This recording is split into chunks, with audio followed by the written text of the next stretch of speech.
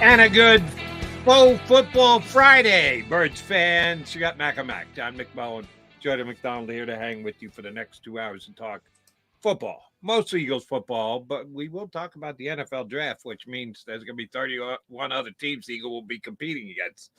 You know the competition didn't end well with the last game of the season for the Eagles against the Bucs, but competition begins again when the NFL draft. Free agency first, but we're going to have an NFL spin on today's show because we've got one of our favorite NFL draft analysts joining us.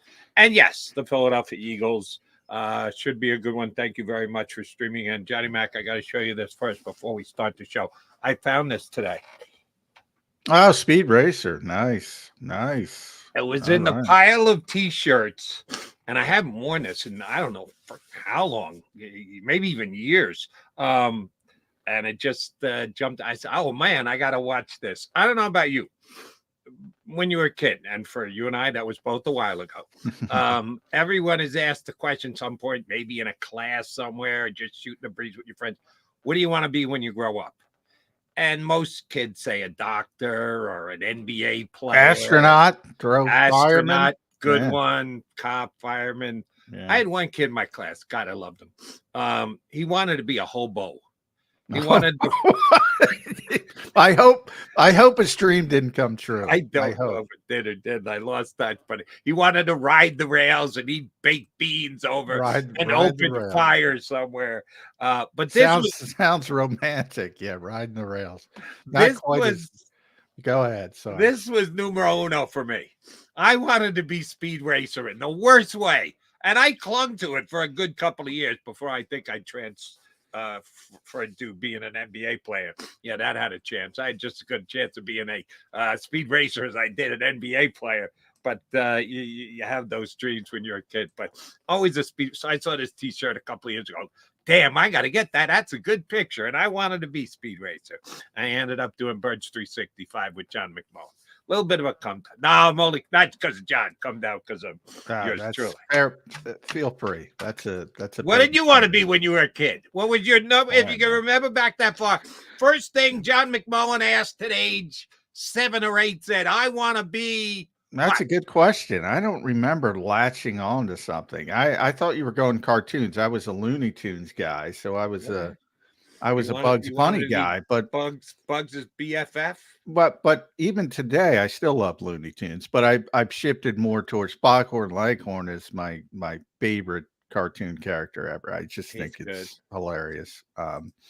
So I don't know, but he didn't really have a job. So I guess, I don't know, Chicken Hawk? I don't know. There you go. You could have made a hell of a Chicken Hawk. So you got Mac, the Speed Racer wannabe here talking football with you. Take it with the grain of salt that it's deserved. We do have Ian Cummings joining us coming up in now less than 15 minutes. Ian Cummings season. Yes, I love it. I love Ian. He's tremendous. Good guy, knows his stuff inside and out, does a ton of film work, and his prep for the draft is absolutely anybody, which means it's a busy week for him next week because he'll be adding data points to his research for the NFL draft with all the players showing up in Indianapolis for the combine. We know that the Eagles, we still don't even know when do you even know, do they have a date on the NFL calendar as to when they announce the compensatory picks for this year's draft? No, there's no official date. Last year was March 9th, I believe. So, you know, you just go by sneaking up. We're sneaking up on it is what you're telling me. Yeah. It'll be done early March, I would say, right before the league year, somewhere in that range. It should come out at that point. So everything should be locked down. Right, because as of now, we don't know what compensatory picks the Eagles are getting. There are some outlets that have done the math homework. There is a mathematical theorem that they use to figure it out. It goes way the hell over my head. I can't understand it. But there are some outlets. I gave you a couple the other day, Tankathon being one of them, that have already locked in and speculated where the Eagle picks are going to be. Well, we know that they're going to have 3 picks in the first 2 rounds. They don't have their own 3rd round pick, but most people expect them to get a compensatory pick at the end of the 3rd round for the Javon Hargrave free agency loss. So the Eagles are picking at 22, 50, 53, and if the speculation is right on the compensatory pick, 97.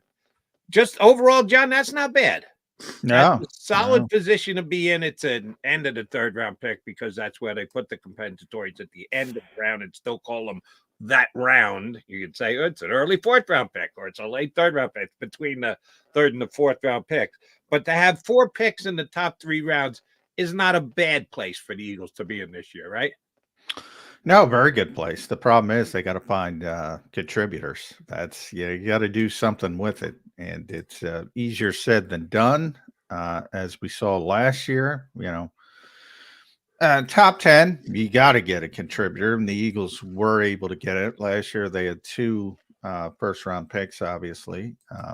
30th pick, not so much. So, and then as you go down, it becomes more and more difficult. But if you look at a team like Detroit, who's finding not only people in the first round, but you're getting Sam Laporta, Brian Branch. Those are big-time players in the second round. That's what you want, but that's not easy to do. Let's put it that way. So this is we did. I didn't create this. I don't even know who did. I wish I did. I give him credit for it. But the phrase "Howie season," it is Howie season. This is the general manager's bailiwick. This is what he's supposed to retool the roster with. Free agency does come first, and Howie's got work to do there, but the NFL draft does as well. And in case you're just coming back to the show, you took a break from the end of the season after the Eagles got beat by Tampa. John and I conceptually disagree with what the Eagles can and will and should do with their first-round draft pick. John thinks there's a very good chance that they will draft an offensive lineman, specifically a tackle, specifically because Lane Johnson's got a little long in the tooth. And I don't disagree with that. But as far as I know, we're not waiting for Lane Johnson to decide whether he's going to play this upcoming season or not.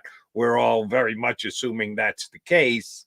And when you have 1 first-round draft pick, I'm not saying they have to pick for need. If the Eagles only had 1 glaring need on the team, and it was off-ball linebacker, and everything else was pretty darn good, if not outstanding, I would not say you have to draft an off-ball linebacker because you need an off-ball linebacker. That's usually how you make mistakes.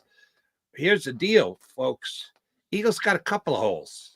Eagles have places they could absolutely use to fill their starting position. Not backup, not grooming, starting position. Cornerback, potentially, linebacker, and safety. I think they're good with any of those spots to pull in someone drafted number 22 and expect them to start. If you're going offensive line, Johnny Mac, I'm going interior because we're all we're not. Well, here's the part you left out, Jody. The reason is not. I'm saying. Well, there's 2 reasons. One, the Eagles tend to default to the offensive or defensive line when things are even in their valuation, as Howie explained when he drafted Cam Jurgens. Look, if we have 2 players even on the board, we're going to take the lineman. That's just how they do business. So that's number 1. Number 2, there's so many tackles at the top of the draft board. And I was Daniel Jeremiah did his conference call yesterday, his pre-combine conference call, talking about the depth of that particular position. You're going to have a really good player pushed down the board. Whereas at corner, it's not that I don't think they need a corner. They need a corner. But there's 4 guys you're talking about. And one of them is not going to be in the conversation. And that's the kid from Alabama, Terrion Arnold. He's going to go way before the Eagles pick. Now, Daniel thinks Quinyon Mitchell did enough at the Senior Bowl. And there's a long time to go. There's a lot of hurdles. But he thinks he's out of the conversation, and he's going to go earlier. So then you start talking about really 2 guys. Yeah, Enos Rackstraw is a Missouri corner, very good player. That's who Daniel had the Eagles pick in his latest, mock draft. and Nate Wiggins, who's a cornerback from Clemson. And that's it. You know, there's people say Cooper DeJean could throw in the mix because he plays corner, but he's more of a corner safety, and they need a real outside corner, not a versatile guy. I prefer the versatile guy. I'd prefer the guy you can move all over. But as we know, that's the Eagles really, with their defensive scheme, don't use those type of players. So, you know, could Vic Fangio evolve away from some of the stuff? Of course, he's done it in the past. He can do it again, but I'm playing the odds here. So, on the other hand, the tackles, I mean, there's Joe Alt is the cleanest prospect for pretty much everyone. Doesn't guarantee he's going to go number, but he's going to go pretty high. His father played in the league. He got the genetics as well. Then you got Fuaga from Oregon State, and Ian will be able to tell you more about these players. The kid from Penn State. You got Latham from Alabama. You got Fontano from Washington. You got Tyler Guyton from Oklahoma. And here's who I'm scared, to be honest. Amarius Mims from Georgia. All these names, all those names I gave you, 1, 2, 3, 4, 5, 6, 7 names should go before the Eagles pick a 22. That's how good and talented they are. But they're not. All 7 of them are not going to go because there are going to be teams reaching for other positions. Certainly they're going to reach for quarterbacks. We know that. And wide receivers, it's a very deep wide receiver draft as well. There's a lot of good receivers. Those guys are going to get pushed down. The corners are probably going to get pushed up.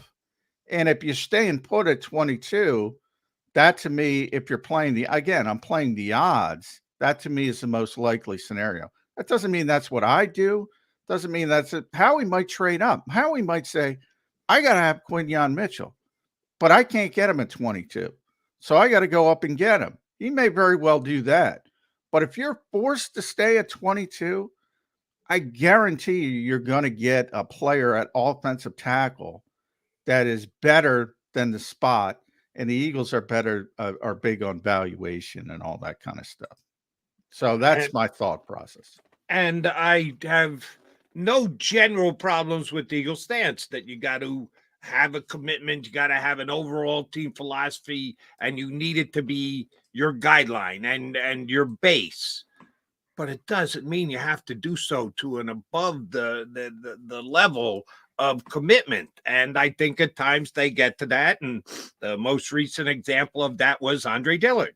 They thought that the valuation of Andre Dillard was so good they couldn't pass on him. They had to have him. They had to go get him. What their valuation prove?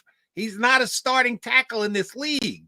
So you can have your valuation. You can have your commitment to the trenches. I think generally it's a very good philosophy. You can't just be a slave to it year in and year out. And when you've got Jordan Mailata and Lane Johnson, and I don't know, maybe Lane's got 1 more year. Maybe he's got 2. Maybe he's got 3. I'm not taking a tackle that I'm going to sit on the bench if both of my 2 tackles stay healthy, and cross your fingers that they do, for the next 3 years. That's what they did. They did it with Andre Dillard. They waited. Jordan Mailata went by him in practice. All of a sudden, the guy gave you absolutely nothing for a first-round draft pick. And I think they're in that type of you can always pick out outliers, and because every team is not an outlier, John. It just happened 2 years ago. No, I'm talking about when you talk about your philosophy and you talk about how you build a roster. I think over the long term, the Eagles have proven their way is better than most. Not all, but better than most. Because you miss on a particular player in the NFL draft, you're not going to scrap that philosophy. They would have done that with Jalen Reagor as well, even more so. They made a mistake with him. Make mistakes all the time. What I'm saying is you can pick players from any team. They've all missed on first-round picks, every single one of them, 32 for 32. So you can't sit there and focus, we drafted Andre Dillard. They made a mistake with Andre Dillard. They did. And their mistake with Andre Dillard is they didn't do the homework on him. They thought he'd be gone top 10, 11, 12, somewhere near that range, and said, well, we have no shot at Andre Dillard. So they didn't do the typical homework. That would be like if Alt fell this year. They're not going to do a lot of homework on Alt because they know he's going to be gone. Maybe they learned something from that, and maybe they will do a little bit more. Different player, as I mentioned, clean prospect, but just using it as an example, you can't say, oh, I took a tackle on Andre Dillard, didn't work out, so the best player on my board I'm not going to take because of Andre Dillard. You can't do that. You can't. That's disaster waiting to happen. Brian Billick is the first one who said it to me, so I always give him credit. He's hardly the first to say it, though. But it's a great line, and it's true, and it's 100% true. Need is the worst talent evaluator in sports. When you start drafting for need, because you need, and I always bring up my Adrian Peterson story, where the Vikings got one right. And I said to him, and I asked the question, because at the time, they had Chester Taylor, who had a very good, a bad team. He had a 1,200-yard season. He caught the football. It's a pretty darn good little back, but he was Chester Taylor. And I said, well, you got a back. You got a pretty good back. You got a lot of needs. And I got that quote from the personnel guy, which is one of the great quotes of all time. Fuck Chester Taylor. This guy's different. And they picked him, and they made the right decision. And that's what Brian said to me. And Brian wasn't the one who said that, but he said, need, and we'll talk to Ian about this, need is the worst talent evaluator in sports. Well, here's the good news, bad news, Eagle fans. The Eagles need a lot. So it won't be one particular need. You're not trying to thread the needle into the one position you have to have. Yeah, that's how you make mistakes. That's how you screw things up. That's not this year's Eagles. And as far as Eagles philosophy, I told you, I agree with the Eagles philosophy. If they say trenches, I'm not going to argue with that. That's pretty damn smart. But you have to be able to fit it to the individual year and the individual situation. You can't just make a blanket statement of, we're going to draft in the trenches come hell or high water. The highest left guy on our board for valuation purposes who plays in the trenches, we're taking him because that's the Eagle way. That's dumb is what that is. And I hope the Eagles don't subscribe to that philosophy this year, specifically at the tackle position. Now, one of the questions I'm going to ask Ian Cummings when we punch him up here in a second, is there a guard worth taking? If they take a guard, if you believe that Kelsey's retiring and they're going to move their starting left guard, right guard back to center. I would, it's not going to happen. That's a different valuation. It is. I understand. But every once in a while, maybe, and we'll find out from Ian if there is a guard that's worthy at 22. Deal break? Yeah, probably not. Ian Cummings from Pro Football Network going to talk NFL draft with it. He's up next here on Birds 365. Go to